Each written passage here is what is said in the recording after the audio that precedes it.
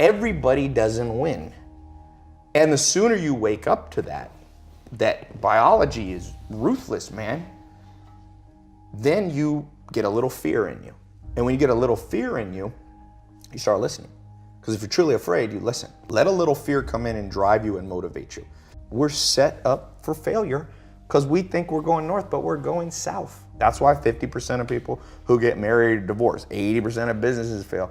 That's why 30% of Americans are on some form of antidepressant medication. That's why 60-70% of people are overweight. I mean, in a way, we're kind of fucked. But we live in a society that's very narcissistic. You're told like, oh, everybody's a winner. No, not everybody's a winner. That's like saying everybody's blonde. There's a definition of what blonde is. Blonde is like this yellowish hair. So you lose meaning when you start going, everybody's blonde. When you see your life and anytime there should be pain, you go, no, no, no, no. It was just how it was meant to be. No, look yourself in the mirror sometimes and go, you know why I'm not happy? It's because I didn't listen 10 years ago and I got in the wrong career. You know I'm not happy? Because I married the wrong damn person. It wasn't meant to happen. Yes, everything happens for a reason. You made a bad choice, but it didn't have to be that way. And the second you build up pain, and this, by the way, is not my opinion. If you talk to guys like Dr. David Buss, top 10 most cited psychologist in history, okay? He's one of my main mentors. He told me, I said, do adults change? Like, we do all this self-help videos and podcasts. I said, am I wasting my time? He goes, yeah, kind of. I said, why? He said, well, after 25, it's very hard to teach old dogs new tricks. By the way, that's why I've changed most of my stuff targets people 18 to 25. That's why I do Snapchat and all that, because there's hope for 18 to 25-year-olds. Now, if you're over 25, before you get depressed, he told me, but I have good news for you, Tai. I said, what? He said, adults learn through massive trauma. So you will learn. You have to let in some trauma into your life. And that's rough, but no pain, no gain. Like if you are 100 pounds overweight and you want to be able to play basketball, here's my news for you. Everything happened for a reason. You got fat because you ate too much and you didn't exercise. So welcome to the gym. And the first year is going to be hell, but that pain, hopefully, will reprogram your brain that every time you want to eat that nasty thing, go, wait, I don't want to go through that pain again. So I think one of the myths of society is we won't let pain in. We just excuse it all away. Like, no, that was meant to happen. Oh, you wasted 20 years of life, married the wrong person in the wrong career? No, Tom, it was meant to happen. Where's the people who go, you fucked up, dude. You wasted 20 years and you will never get it back. You better go in your room and cry. And the truth is, you only learn as an adult. Unfortunately, most people can only change with massive trauma. Optimizing your life for hustling and grinding is like optimizing your life around going pee. No, pee is something you have to do. It's not the goal. You don't go, woo! You know what my goal is? Hit the toilet 7 times a day. No, but you have to do it to survive. So grinding and working hard and hustling is not what you optimize for. It's pain. Why would you optimize for pain? But it is a necessity. And if you look at an actual scientific explanation of what makes you successful, it is not just hard work. If that's true, construction workers would be the wealthiest people in the world. Waiters and busboys, they work harder than the owner. The most scientific psychometric personality test is called Hexaco. It's more accurate than Big Five, which used to be. It's much more accurate than Myers-Briggs, INFJ, ENTP, all that stuff. So Hexaco tests you on 26 facets of your personality. And one of them is called conscientiousness. And it's been proven over and over by scientists, conscientiousness is the most correlated with business success. Define conscientiousness. So then it divides into 4 sub-facets. Organization, perfectionism, diligence, and prudence.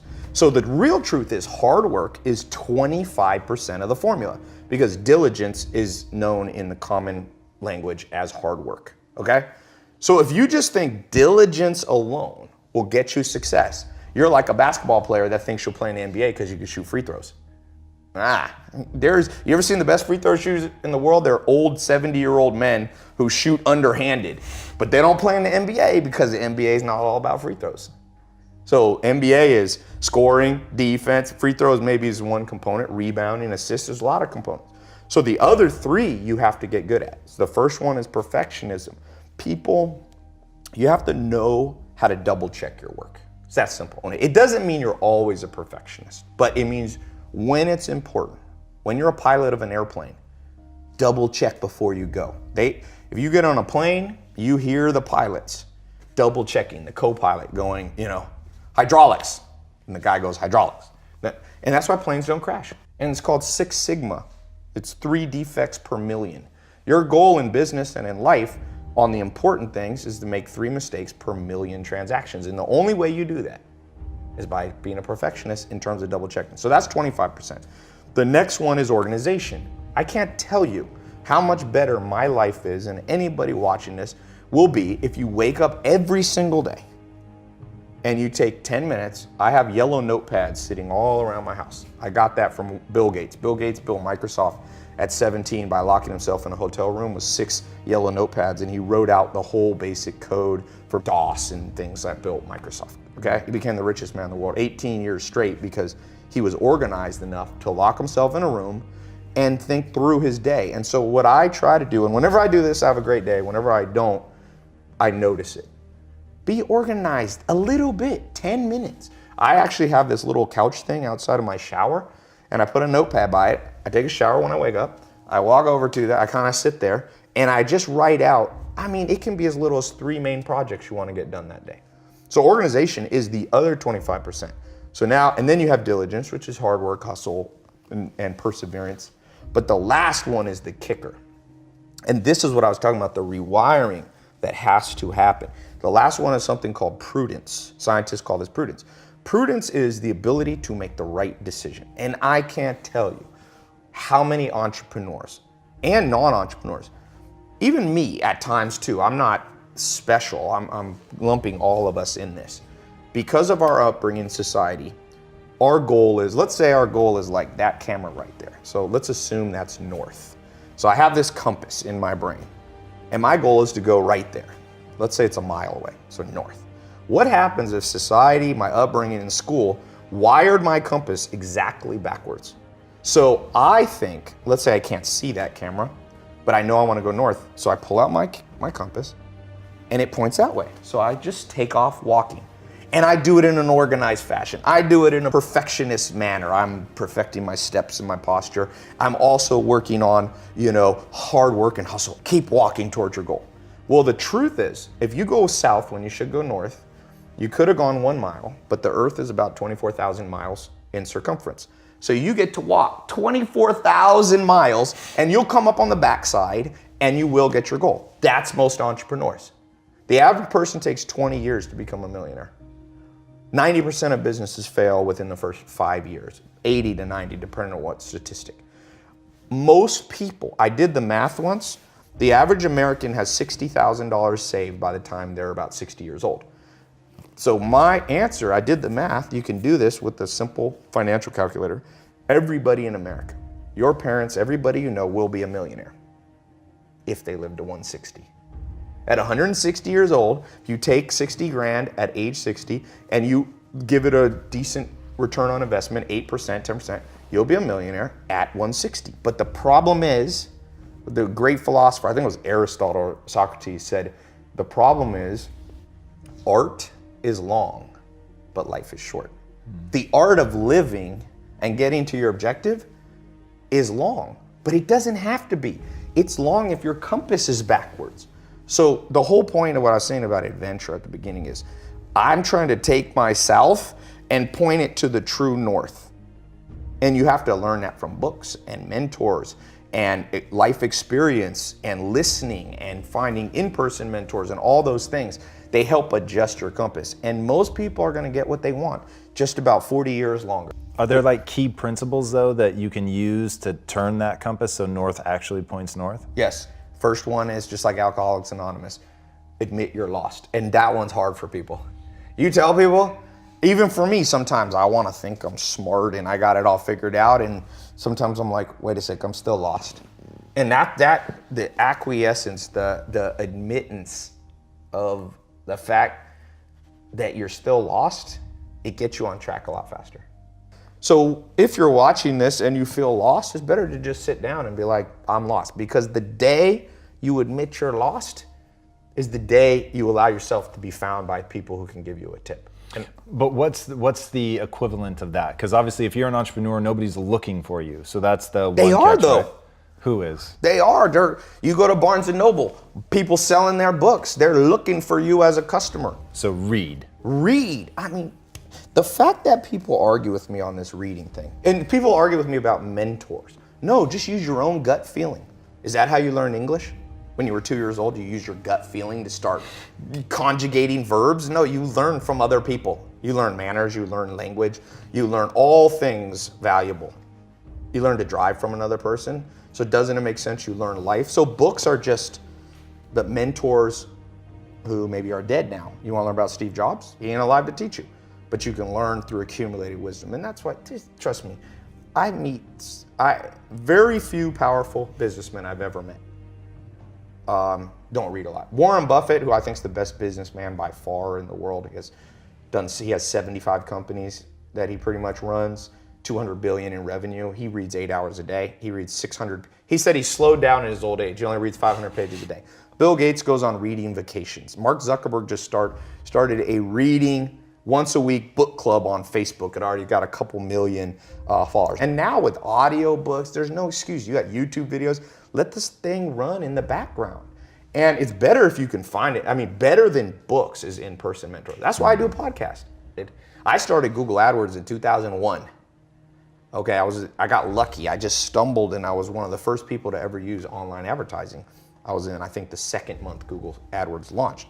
Whoa. And there was no YouTube videos. There was no Perry Marshall books. There was nothing. You just kind of wasted money to learn.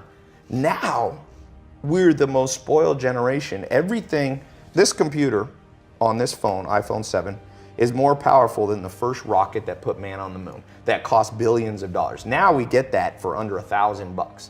And people are still like, I'm lost. Yes, you're lost. Sit down and then open up Safari and go, how to do Google Ads. And you're gonna come up, let's see what I come up with. AdWords, they have their own tutorial. WordStream, Jumpify, you got some paid stuff. Then you have some free stuff on HubSpot. If you sit in a chair, Charlie Munger calls it assiduity. Put your ass in a chair.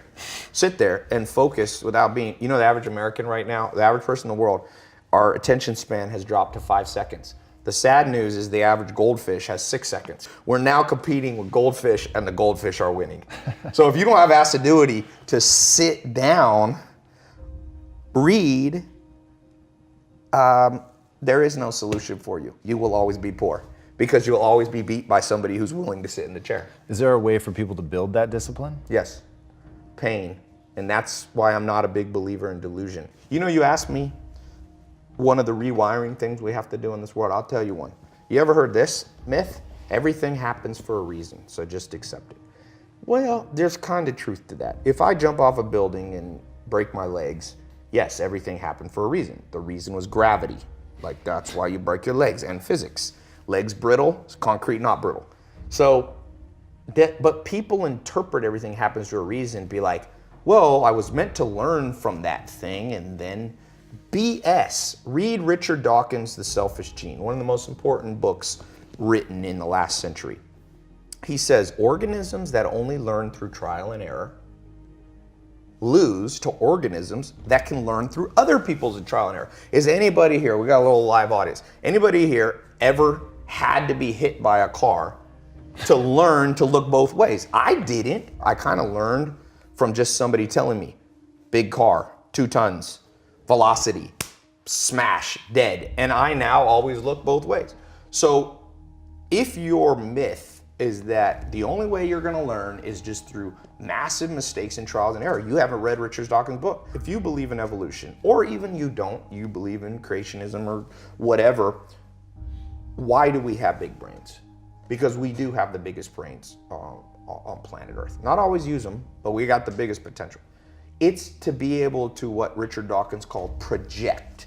So you can literally sit in this chair and predict outcomes without having to do them. And because we're all narcissists because of society and Instagram and all this, and I'm guilty of that too, we don't like to be uncomfortable because a narcissist's story to themselves is, you're the best. And so your worldview is messed up. That's a wiring issue. Let me put it this way. I meet people who think they're smart, okay? What it really tells me is they've never been around actual smart people. If you're really smart watching this, let's say you have 155 IQ. That's what Bill Gates has, and Albert Einstein were up there. My step-grandfather had 155 IQ. He speaks 14 languages fluently. He can write Chinese. He's a chess master. He can play 3 other chess masters without looking at the board while they look at the board and beat all of them. If you're smart, you can do that. If you're not, I got good news for you. Warren Buffett says you only need about a 125 IQ to be very successful. But it's better to stay in your lane and just go, I'm not that smart, but you can hire 155 IQs. But that's an example of what I'm talking about, of this rewiring. Right. So these practical things will change your life. All right, since you have a concept called never be the bitch of your own mind. Yes. What do you mean by that? Your mind is driven by deep evolutionary drives. So, for example, narcissism is a protection mechanism, right? So your mind wants to tell you you're amazing. It makes you its bitch. You have to override that and go, you know what? I'm not that amazing. So let me go learn from amazing people. Do you have methods for people to do that? Because I think that's so important. So I tell people, don't trust everything that your mind says. Certainly Yes. don't buy into all of your emotions. Just because you have an emotion doesn't mean that you have to act in accordance with that. But how do you help people get over that? How do they overcome that? I think humans, for the most part, learn by osmosis. So it's hard to lecture people into success. But what you could do is you could inspire people to understand this. So for example, if school system could find all the 14-year-olds and find out what they admire in people, right? It's the reason I show Lamborghinis and Ferraris, because I got a lot of young followers. And you know what 19-year-old guys like? Lamborghinis and Ferraris. So I show that part of my life because then they listen to the other stuff. So first you got to lead by inspiration. This has been proven over. You cannot pound stuff into people's brain. People actually do the opposite. When parents tell their kids, you got to read, nobody reads. But if I show a Lamborghini and Ferrari, which is the reward that people want, and then people go, how do you get it? I said, see all these books, I read them and put it, then people, I have more school kids reading books, I think, than anyone in history. I don't say that cocky. I'm telling you, it astounds me because all I had to do was put up a video with Lamborghinis. Right.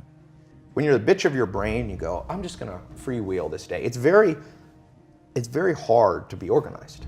We're not, dogs aren't organized. You ever see your dog organizing day? So if you wanna, you can either act on the animal side, which is just a wing life, or you can operate from a sense of logic and duty. And so I learned somewhat, I'm not even as good as Joel, to not be the bitch of my mind by just being around him for a while.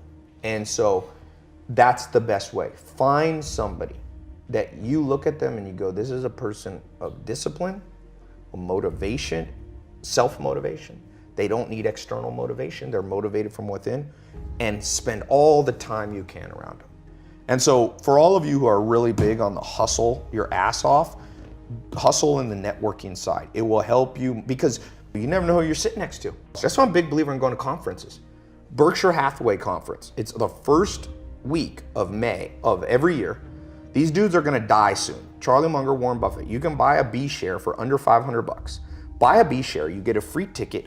It's insane. You sit there with 2 men on stage in a stadium of 18,000 of the top investors in the world. Wow. It costs you under 500 bucks. You sit there, it's only one day. I fly into Omaha and fly back out almost the same day. And you walk out just motivated. You're with the guy that their business, you know, we meet businesses and they're like, oh, I'm doing 100 million a year. They did 200 billion in revenue last year. I see people making fun of the Kardashians. I'm like, you're gonna make fun of the Kardashians? Look, Kylie Jenner, the youngest Kardashian, in the last 18 months has done $400 million in revenue on lipstick kits and various makeup things with Kylie Cosmetics. Put that in perspective. L'Oreal, Maybelline, massive brands. It took them 50 years as an organization with thousands of employees to do what Kylie Jenner did by herself at 20 at 18. You're gonna laugh at the Kardashians? Do you have to agree with everything the Kardashians? No. But like Abraham Lincoln said, I learn from everybody, even if sometimes it's what not to do. So you can just go into the Kardashians, reverse engineer their success, go, I like this, I like this, I like this, I don't like that, then leave out what you don't like. If you can pick up one gold nugget, whether it's from an in-person mentor, whether it's from a book, you become very wealthy in knowledge very quickly. One nugget a day. One nugget a day. It's like Charlie Munger, Warren Buffett's business partner, said, step by step you get ahead, but not necessarily in fast spurts. But you have to prepare for the fast spurts by learning step by step. Like you want to become like a supercomputer where you just download smart crap from smart people. And you pick and choose. Like some people are like, Tai, I don't agree with everything you say. I'm like, good, I don't agree with everything I say. Like a year later, I'm like, wait, I was wrong.